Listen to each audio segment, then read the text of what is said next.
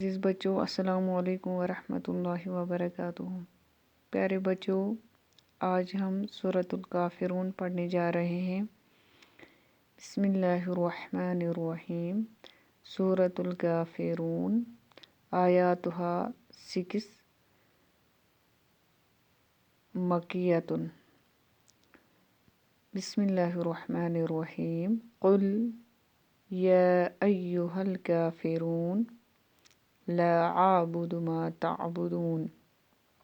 قل کہہ دیجئے، ایھل اے کافرون کافرو، آپ کہہ دیجئے کہ اے کافرو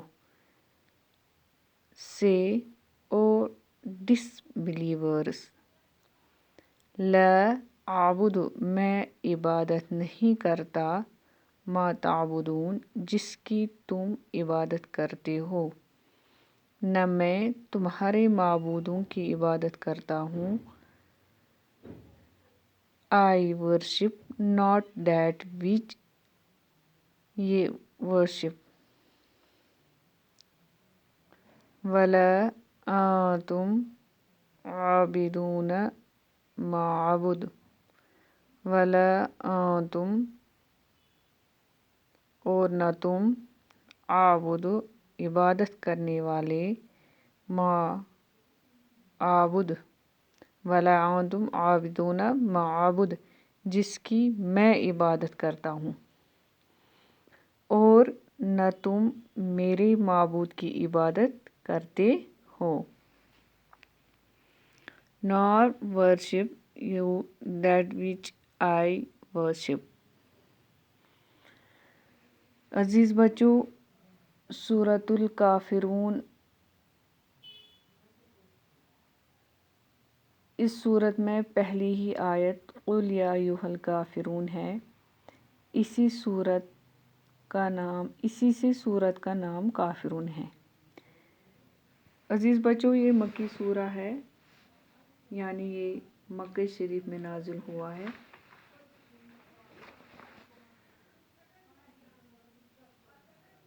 ایک روایت میں ہے کہ کفار مکہ نے حضور صلی اللہ علیہ وسلم سے کہا تھا کہ ایک سال آپ ہمارے معبودوں کی عبادت کریں تو اگلے سال ہم آپ کے معبودوں کی عبادت کریں گے۔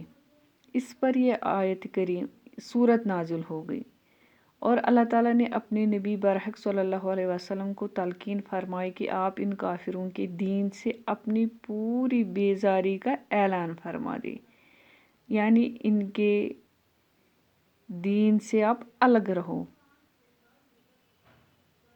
ایک روایت میں یہ ہے کہ کفار مکہ نے آپ صلی اللہ علیہ وسلم سے عرض کیا کہ آئیے ہم اور آپ اس پر صلح کر لیں کہ آپ ہمارے معبود کی عبادت کیا کیجئے اور آپ کے معبود کی ہم عبادت کیا کریں، جس میں ہم اور آپ طریق دین میں شریک رہیں۔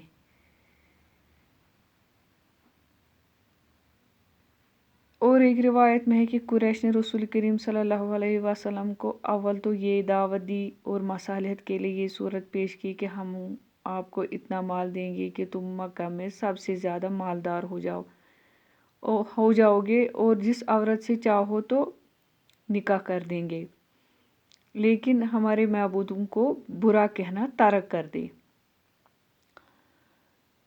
پیارے بچوں، اور کہا ان قریش والوں نے اگر آپ یہ نہیں مانتے تو پھر ایسا کریں گے کہ ایک سال تم ہمارے معبود کی بندگی کرو اور ایک سال ہم تمہارے معبودوں کی بندگی کریں گے۔ اس پر یہ صورت نازل ہوئی۔ شان نزول میں بہت سارے واقعات ہیں، مگر یہاں اس صورت میں اسلام کی صحیح حیثیت کا اعلان کر دیا گیا ہے، اور اہل کفر کو ہمیشہ کے لیے مایوس کر دیا گیا ہے کہ وہ ایسی کوئی امید نہ رکھے کہ داعیہ اسلام صلی اللہ علیہ وسلم ان کی باتوں میں آ کر ان کی کسی خواہش کے مطابق اپنی دعوت میں کوئی تبدیلی کر لیں گے۔ چنانچہ اس صورت میں حق تعالیٰ کی طرف سے حضرت صلی اللہ علیہ وسلم سے فرما کر حکم دیا جاتا ہے کہ قل یا ایھا الکافرون، اے کافرو، اے نبی صلی اللہ علیہ وسلم، آپ ان کافروں سے صاف کہہ دیجئے، کیا؟ اے کافرو لا اعبد ما تعبدون ولا انتم عابدون ما اعبد، یعنی اے کافرو میرا اور تمہارا طریقہ متحد نہیں ہے، تو فی الحال اور آئندہ کبھی مستقبل میں خدائی واحد کے سوا جو معبود تم نے بنا رکھے ہیں فی الحال ان کو نہیں پوج رہا، اور نہ تم اس احد و صمد خدا کو بلا شرکت